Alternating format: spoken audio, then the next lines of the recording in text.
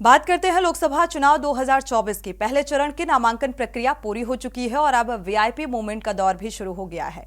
BJP के star प्रचारक CM Yogi Adityanath आज शामली, मुजफ्फरनगर और सहारनपुर पहुंचे, जहां प्रबुद्ध सम्मेलन में शामिल हुए। उन्होंने कहा कि लोकतंत्र में आपको वोट का अधिकार मिला है और वोट की ताकत क्या होती है आपसे ज्यादा कोई नहीं जानता। मुख्यमंत्री योगी आदित्यनाथ मुजफ्फरनगर लोकसभा के प्रबुद्ध सम्मेलन में शामिल होने के बाद शामली पहुंचे। शामली में आयोजित प्रबुद्ध सम्मेलन को संबोधित करते हुए वो सीधे सहारनपुर पहुंचे और यहां पर भी सीएम योगी आदित्यनाथ कार्यकर्ताओं को चुनावी मंत्र के साथ साथ जनता की नब्ज परखते हुए विरोधियों पर जमकर हमलावर नजर आए।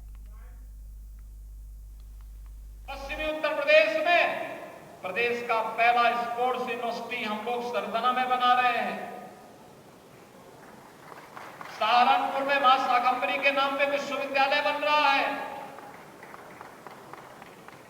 एक नए भारत का नया उत्तर प्रदेश, और जिसके लिए मोदी जी कहते हैं ना कि हमें विकसित भारत की संकल्पना को साकार करना है, तो विकसित भारत होगा तब जब विकसित उत्तर प्रदेश होगा, और उत्तर प्रदेश तब विकसित होगा जब हमारा शामली, हमारा सहारनपुर भी विकसित होगा। विकास के लिए सुरक्षा चाहिए। 17 के पहले यहां पलायन होता था, व्यापारी पलायन करता था, नागरिक पलायन करता था, लेकिन अब व्यापारी और यहां का नागरिक पलायन नहीं करता है, अपराधी अब यहां का पलायन करता है। पहले अन्नदाता किसान से लेकर के हमारा व्यापारी और बेटी भी सुरक्षा की गुहार लगाती थी, कोई सुनवाई नहीं होती थी। और अब एक अपराधी गले में तख्ती लटका करके अपने जीवन की भीख मांगने के लिए मजबूर होता है। कहता साहब जान बकस दो, आगे से ठेला लगा करके गुजर बसर कर दूंगा, अब किसी को हम छेड़ेंगे नहीं। तो हम भी कहते हैं कि छेड़ोगे तो छोड़ेंगे भी नहीं। किसानों के मसीहा, भारत के पूर्व प्रधानमंत्री चौधरी चरण सिंह जी को भारत रत्न मिला।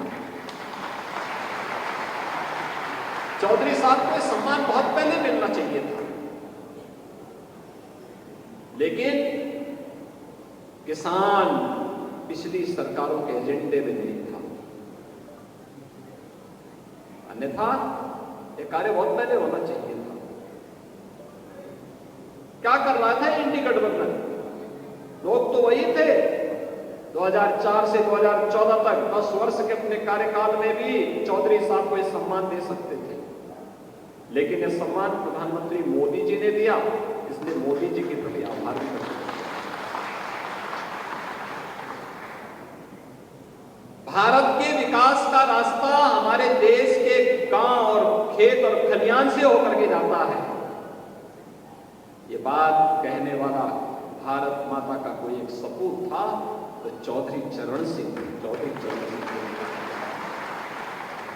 और आज चौधरी साहब के प्रति कृतज्ञता ज्ञापित करने के लिए प्रधानमंत्री मोदी जी ने उन्हें भारत रत्न देकर के भारत की उस गौरवशाली परंपरा के साथ जोड़ने का काम किया है, जो हर भारतवासी के लिए सम्मान की बात है। तो स्वाभाविक रूप से मुजफ्फरनगर भी, हमारा पश्चिमी उत्तर प्रदेश भी और हमारा उत्तर प्रदेश भी इससे गौरवान्वित हुआ है, क्योंकि चौधरी साहब उत्तर प्रदेश के मुख्यमंत्री के रूप में भी अपने दायित्व का निर्वहन करके जनता जनार्दन को विकास की एक नई धारा के साथ जोड़ने के कार्य किए। कोई सोचता था कि सहारनपुर में विश्वविद्यालय बनेगा, लेकिन आज सपना साकार हो गया। मां शाकंभरी के नाम पर विश्वविद्यालय। हमें आज से 7 वर्ष पहले जब सहारनपुर आना होता था दिल्ली से, तो हमें 7 घंटे लगते थे, और आज आप देखना इस वर्ष के अंत तक केवल 2 काम प्रारंभ हो चुका है। यानी एयर कनेक्टिविटी भी और बेहतर रोड कनेक्टिविटी भी, रेल की कनेक्टिविटी भी। इस पर चाहेंगे एक दिन, अभी जो रैपिड रेल हम लोग लेके आए हैं ना सहारनपुर, वहां तक, मेरठ तक, उसको देर सवेर तो यहां तक भी पहुंचना ही होगा। आप देखो कहां पहुंच रहा है विकास। और मैं तो बार बार, जो हमारे पास यहाँ का हस्तशिल्पी और कारीगर आता है काष्ठ कला का, मैं उसको कहता हूं कि भाई अपने लोगों को बोलता हूं कि इनको अच्छी कला दिखाए, अच्छी सी अच्छी तकनीक दीजिए, इनको प्लेटफॉर्म दीजिए। और मेरा मानना है कि हमारी यहाँ की काष्ठ कला दुनिया के अंदर छा जाएगी। ऐसा फर्नीचर बनाएगा हमारा सहारनपुर का कारीगर। अब हमारी प्रतिस्पर्धा दुनिया से है और दुनिया की इस प्रतिस्पर्धा के लिए हमें तैयार करना होगा। यह कार्य आज सहारनपुर में हो रहा है। यहां का फर्नीचर छा रहा है। वन डिस्ट्रिक्ट वन प्रोडक्ट के माध्यम से हम लोगों ने उसको एक पहचान देने का कार्य किया। जब अच्छी सरकार आती तो अच्छा अच्छा सब काम होता है, अच्छे लोग कार्य करते हैं। और हमने सुरक्षा की पुख्ता व्यवस्था की। एटीएस का सेंटर हमने बनाया है यहाँ पे, आपका देवबंद में। देखो मां शाकंभरी के नाम पे विश्वविद्यालय बनेगा तो देवबंद में एटीएस का सेंटर भी बनेगा। ये भी हमने पुख्ता व्यवस्था कर दी।